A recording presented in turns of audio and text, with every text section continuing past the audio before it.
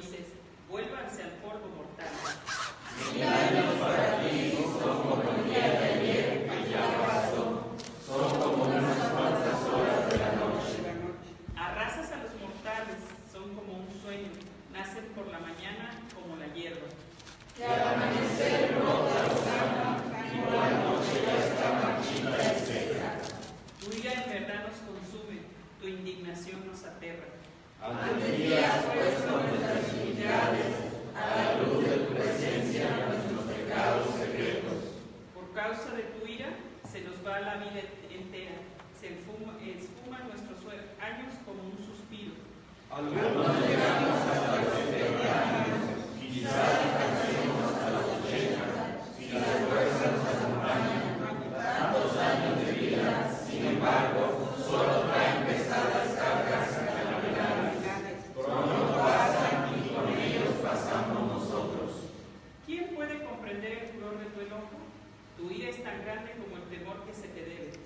Enséñanos a contar bien nuestros días, para que nuestro corazón adquiera sabiduría. ¿Cuándo, Señor, te volverás hacia nosotros? Compadécete ya de tus siervos. Sácianos de tu amor por la mañana, y toda nuestra vida cantaremos de alegría. Días y años nos han afligido, nos han hecho sufrir. Devuélvenos ahora ese tiempo en alegría. Sean manifiestas tus obras a tus siervos, tu esplendor a sus descendientes. Que el favor del Señor nuestro Dios esté sobre nosotros, confirma en nosotros la obra de nuestras manos. Sí, confirma la obra de nuestras manos. Amén. El Salmo 90, como hemos dicho, es un tratado sobre la ira de Dios, desplegada en la realidad tangible de la cotidianidad del hombre, de la cotidianidad y temporalidad del ser humano. Frente a Dios, nosotros somos finitos, pasajeros. Estamos aquí por un breve tiempo. Somos diferentes a Dios, no somos dioses. Aunque el hombre ha vivido con la seducción de ser como Dios, engañado con la idea de que puede ser igual a Dios, no somos, no podremos serlo, jamás podremos aspirar a serlo, porque fuimos creados por Dios. Pero esta tendencia del hombre es la que ha desatado la ira de Dios, la búsqueda de ser igual a Dios. Mientras que Dios ha buscado ser igual al hombre y no se ha aferrado a la idea de ser Dios con tal de alcanzar al hombre y redimirlo, el hombre vive aferrado a la idea de ser como Dios. ¿Recuerdan que hace un par de domingos atrás les explicaba de qué manera buscamos asemejarnos a Dios? Que muchas de las cosas que nosotros utilizamos, por ejemplo, en la tecnología y en la ciencia, son como intentos fallidos de parecernos más a Dios. Queremos ser omnipresentes y omniscientes como Dios, estando en todos lados y sabiéndolo todo, y para eso tenemos un celular y los pueden localizar en cualquier parte y en cualquier lugar, aunque casi siempre lo único que recibimos es reclamos por no haber contestado la llamada que alguien nos hizo, ¿verdad? Te estuve llamando a tu celular y no me contestaste. Y no entendemos que las personas que tienen un celular ejercen sobre ese aparato una soberanía que los lleva a decidir de manera voluntaria e intencionada si contestan o no contestan. Así que las personas pueden elegir no contestar. Pero nosotros damos por hecho que tenemos el derecho de que alguien nos conteste el celular por el solo hecho de que tiene un celular. Yo quiero tener un control sobre esa persona. Para eso tiene un celular, que me lo conteste. Parece el discurso de algunos padres y el discurso de algunos maridos y el discurso de algunas esposas y el discurso de algunos novios celosos. Pero detrás de ello hay una tendencia a ser como Dios, querernos enseñorear de las personas. La ciencia también es un intento. Todo esto ha despertado la ira de Dios. Recuerdan que leímos Romanos capítulo 1, versículo 18. La ira de Dios viene sobre los hombres que detienen con injusticia, otra versión dice con maldad, la verdad. Miren lo que dice el Salmo 7. ¿Quieren buscarlo, por favor? Los versículos 9 al 11.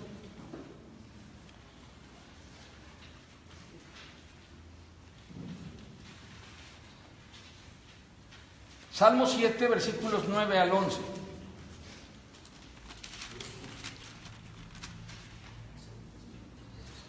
Leemos juntos, dice: Dios justo, que examinas mente y corazón, acaba con la maldad de los malvados y mantén firme al que es justo. Mi escudo está en Dios, que salva a los de corazón recto. Dios es un juez justo, un Dios que en todo tiempo manifiesta su enojo. ¿Contra quién es el enojo de Dios? Dijimos hace unos domingos atrás, la ira de Dios tiene dedicatoria. ¿A quién está dedicada la ira de Dios? Contra el malvado. La ira de Dios está destinada para el malvado. Así que, como afirmamos el domingo pasado, si somos hijos de Dios y hemos descansado en la gracia de Dios y hemos confiado en la misericordia de Dios, no tenemos por qué temer a la ira de Dios. Hoy quiero que ustedes salgan de este lugar convencidos de que la ira de Dios es una cosa bendita. Una cosa bendita. Porque la ira de Dios significa el desenlace final de su justicia. Y hermanos, cuando levantamos nuestros ojos y miramos a nuestro alrededor y vemos todo lo que está sucediendo, las proporciones, las dimensiones de la maldad, los tamaños y los alcances de la violencia, la impunidad con que se desenvuelve el malvado, la manera libre y jactanciosa con que procede el corrupto, la forma en que el que está puesto para dictar justicia vende su sentencia para liberar al perverso. Nosotros no debiéramos temer a la ira de Dios, debiéramos clamar porque la ira de Dios caiga sobre aquellos que desafían su justicia. Que la ira de Dios caiga sobre los perversos. Que la ira de Dios caiga sobre el malvado. Que la oración del Salmo 7 no nos atemorice y que podamos hacerla con paz en nuestro corazón, sabiendo que nosotros hemos buscado refugio y estamos a salvo bajo el amparo de la misericordia de Dios. Quien ha lavado su vida, quien ha limpiado su vida, quien ha lavado sus ropas en la sangre del Cordero, no debe temer a las consecuencias de la ira de Dios. En el Antiguo Testamento, algunos de los profetas, particularmente alguno de ellos, fue reconocido e identificado como el profeta de la ira de Dios. Puedo dejarles esto de tarea. ¿Quién es el profeta de la ira de Dios? Pueden buscarlo. Algunos de ustedes yo sé que lo podrían hacer ahora mismo, googleando ahí en la, ¿verdad? Y van a aparecer 10,000 respuestas. No es difícil saberlo. Seguramente no hemos leído lo que escribió ese profeta, pero hay un día de la ira del Señor.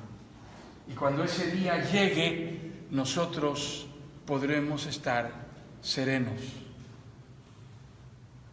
Porque la paz y la serenidad es para quien ha sido redimido por la sangre del Cordero.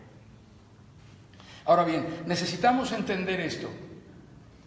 Hay dos atributos de Dios que son bien claros y que han sido enfatizados en las Escrituras a lo largo de toda la historia sagrada, tanto en el Antiguo Testamento como en el Nuevo Testamento.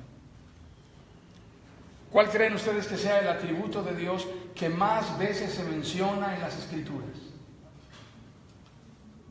¿La omnipotencia, la omnisciencia,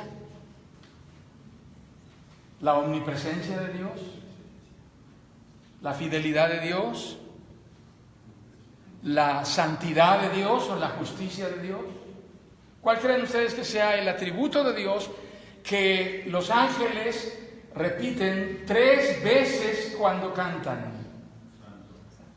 Dios es santo. Ninguna otra cosa repiten los ángeles. Escuchaba una predicación del Dr. Sproul y él decía: no hay ángeles declarando justo, justo, justo es el Señor. No hay ángeles declarando misericordioso, misericordioso, misericordioso es el Señor.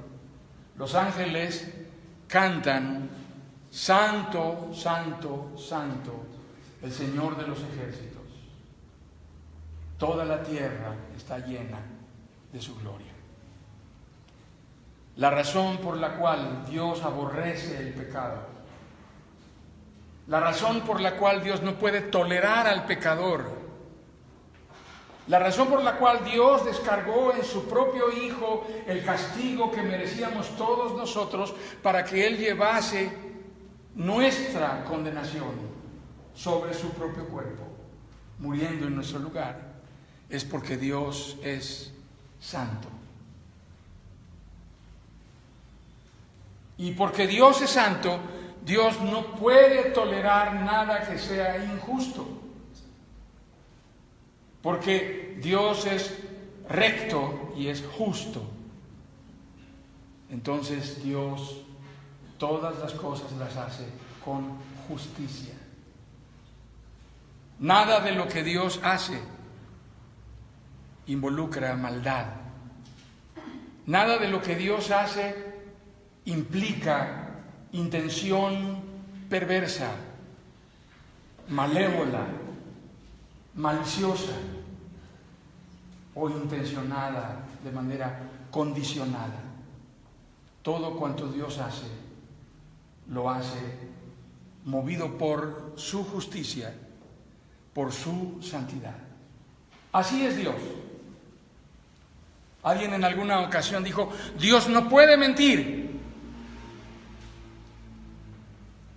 No, Dios sí puede mentir, pero no miente. Dios no puede engañarnos. Sí podría engañarnos, pero no lo hace. Él es Dios y Dios es santo. Santo, santo. ¿Creemos en un Dios con estas características? ¿Es así el Dios con el que estamos relacionados? Cuando estamos relacionados con un Dios como este, hermanos, entonces nosotros debiéramos vivir sobrecogidos por el temor reverente que significa saber que caminamos a la luz de su rostro.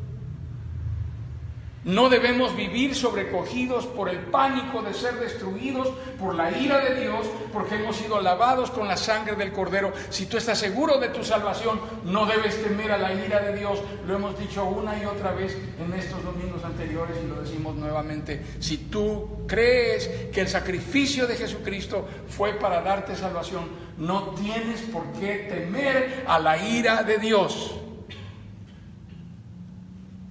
Pero sí debes temer a Dios. De esa manera en la cual temer a Dios significa vivir en una constante y permanente expectación de reverencia, porque donde quiera que tú estés, está Dios. A veces los padres están un poco angustiados por los lugares a donde sus hijos quieren ir. ¿Qué lugar no nos gusta que nuestros hijos nos digan que quieren ir? Menciónenme uno.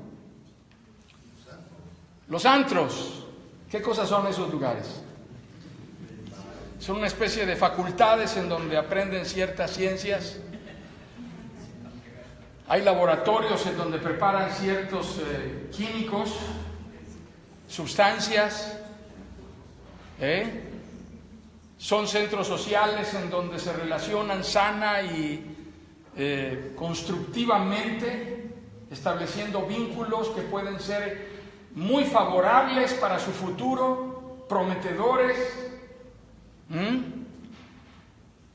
¿Por qué a los padres les aterroriza la idea de que los hijos vayan a los antros? Particularmente, ¿qué antecedentes tienen los antros que no les agradan a los padres? ¿Perdón? Son lugares peligrosos. Chiquis ha dicho una de las razones. Lugares peligrosos. ¿Por qué? Los vicios. ¿Qué más? Muere gente allí. ¿Es cierto eso? ¿Qué más? ¿Por qué a los padres les preocupa que un hijo de 17, 19 les diga: voy al antro con mis amigos, regreso como a eso de las 3, 4 de la mañana? Se puede perder. ¿Perder moralmente, espiritualmente o cómo? También. Quiere decir, ¿se puede perder de manera que no aparezca y no volvamos a saber de él? También. Y se puede perder de manera que le guste tanto aquello que ya no lo recuperemos nunca más. Interesante. Qué interesante. Algunos padres angustiados porque sus hijos les dicen que irán allí. Padres temerosos de Dios esgrimen un argumento que les parece poderoso. No te voy a dejar ir a ese lugar porque a ese lugar no van los hijos de Dios. Porque a ese lugar no va Dios. A ver qué opinión tienen ustedes. ¿Dios va a los antros, hermanos? ¿Tiene prohibido Dios entrar a los antros? ¿Hay algo de Dios que se descontrola cuando Dios entra a un antro? No, Dios es omnipresente. Por lo tanto, Dios también está en el antro, y si tu hijo tiene intenciones de ir, tu hijo debe saber que allí en donde él está, ahí está Dios, y Dios está siendo testigo de todas y cada una de las cosas que él y quienes están alrededor de él están haciendo, y cada palabra que se dice allí, cada mirada, cada cosa que se consume allí, cada intención y cada pensamiento oculto a los demás está revelado a los ojos de Dios. Vivir en el temor de Dios significa que no importa el lugar a donde vayamos, sepamos que ahí en donde estamos delante del rostro de Dios, y Dios está plenamente enterado y escudriña cada una de las intenciones de nuestro corazón. Así que si bien no tenemos miedo de la ira de Dios para ser destruidos por ella, sí tememos a Dios para vivir en expectación reverente por su presencia donde quiera que estemos, y para medir nuestros pasos y actuar en consecuencia, de manera que en todo lo que hagamos busquemos honrarle y agradarle y tener su aprobación. La etapa en la cual nuestros hijos comienzan a aspirar a ir con estos permisos y salvoconductos amplios que reclaman de nosotros es cuando ya maduraron lo suficiente como para exigir más libertad. Los padres nos vemos en conflicto en otorgarles más libertad a nuestros hijos demandantes, porque tememos que nuestros hijos no sean lo suficientemente maduros y responsables para cuidar de su propia integridad. Esta semana fue condenada una persona, finalmente bajo una sentencia de homicidio culposo agravado. Un hombre joven que, saliendo de un antro, tomó su auto de lujo y recorrió las avenidas principales de la Ciudad de México a una velocidad descontrolada, bajo el efecto de las bebidas embriagantes. A bordo con él iban otras 3 o 4 personas.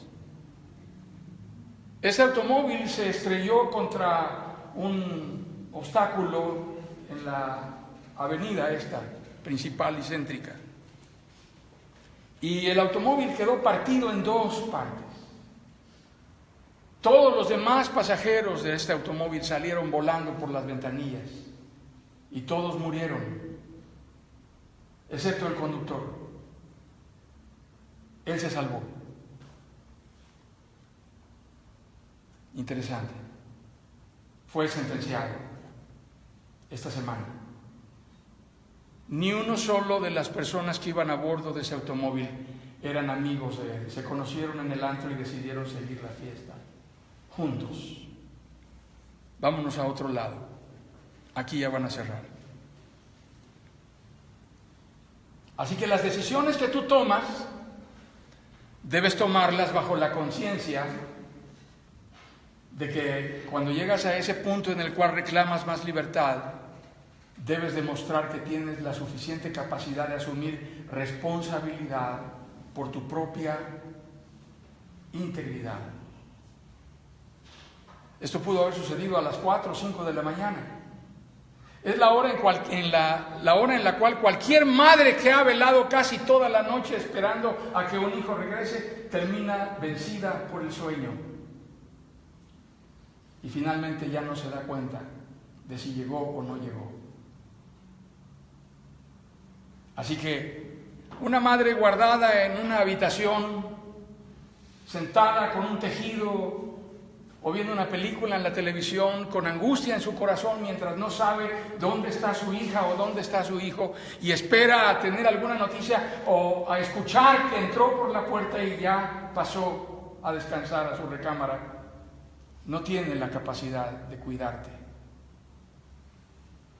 Cuando tú has reclamado la libertad necesaria y suficiente para ejercer tu autonomía bajo tu propia responsabilidad, se espera que tú asumas la responsabilidad de ti mismo al grado de poder cuidar de ti en sustitución de quienes debieran cuidar de ti.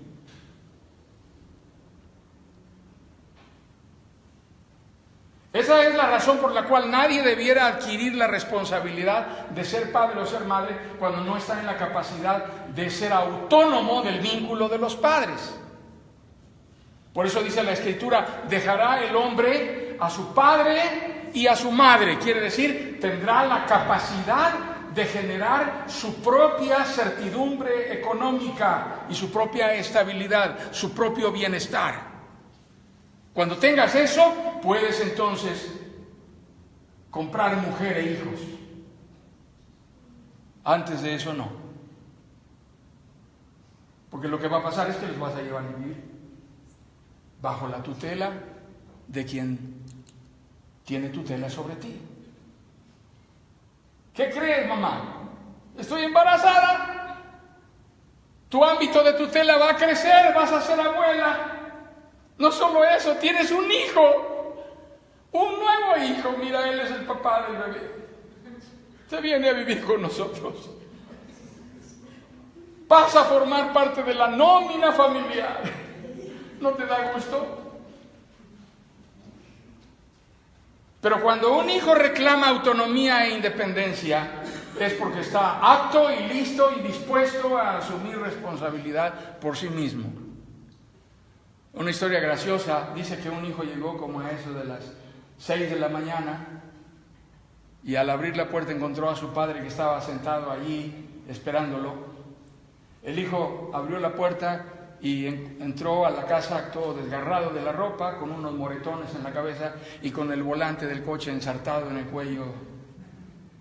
Y todavía mareado, tambaleándose, le preguntó a su papá, papá, ¿quieres que te lo cuente todo ahorita o te prefieres enterar por el periódico mañana?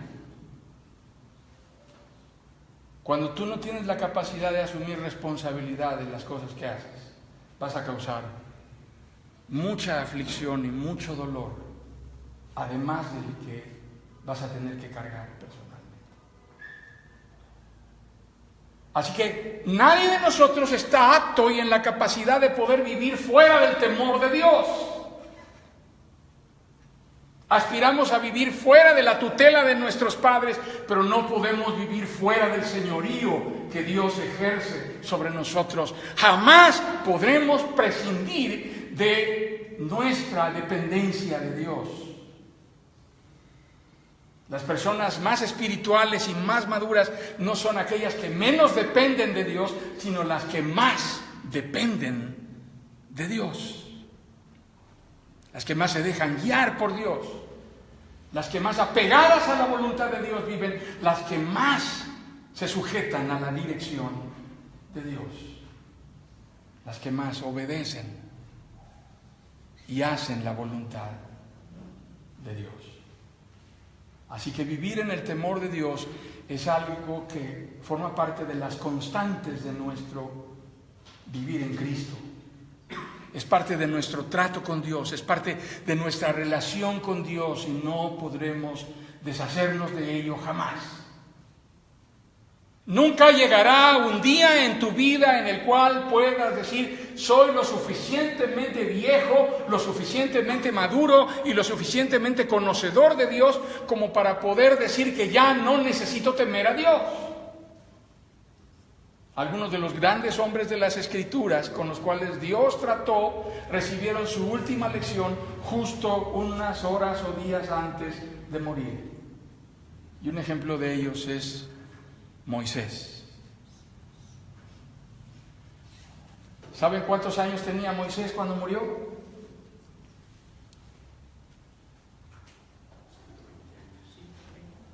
120. Resulta que Moisés salió de Egipto a los 40 años y fue llamado a los 40 años después. 80 años tenía Moisés cuando salieron de Egipto los hijos de Israel y atravesaron el desierto por 40 años.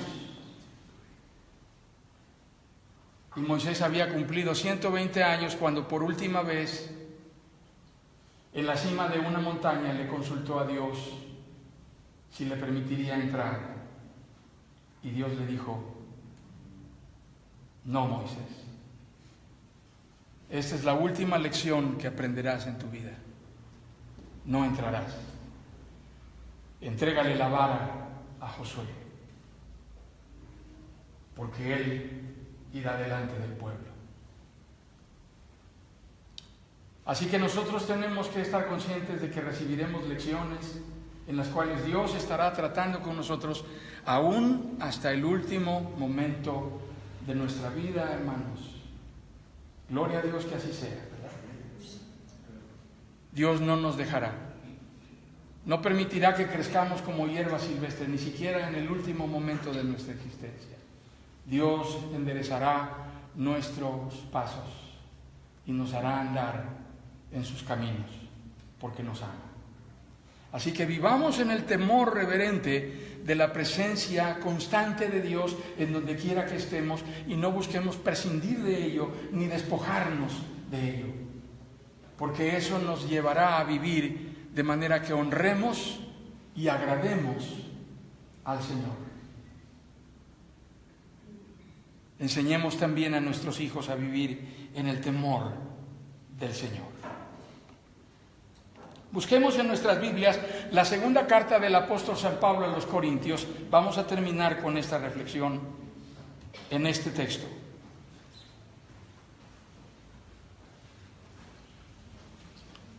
Segunda a los Corintios, capítulo 5, versículos 11, después 14 y después 21.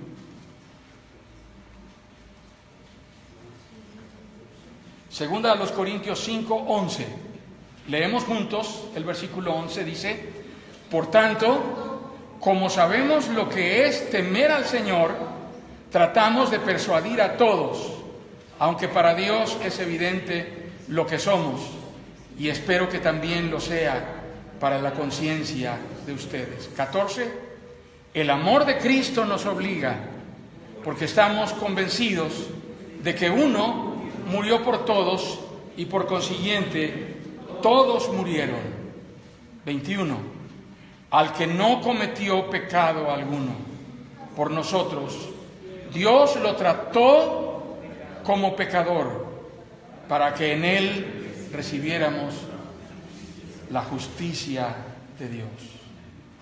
Por tanto, como sabemos lo que es temer al Señor, tratamos de persuadir a todos. Si tuvieras que persuadir a alguien de vivir en el temor de Dios, ¿por quién empezarías? Señala mentalmente así con tu índice a la persona que tú elegirías. A la persona que tú elegirías, la elegirías para empezar por ella, para persuadirla de vivir en el temor de Dios. Evangelizar tiene que ver con esto, guiar a las personas que están alrededor de nosotros a vivir en el temor de Dios, confiando solo en la gracia redentora de Jesucristo, guiándolos a no temer a la ira de Dios porque han sido redimidos por Cristo, ayudándoles a buscar el perdón de Dios, a experimentar la gracia salvadora, pero a vivir cada día de sus vidas en el temor del Señor. Que el Señor nos bendiga, hermanos, que esta sea nuestra realidad. Amén.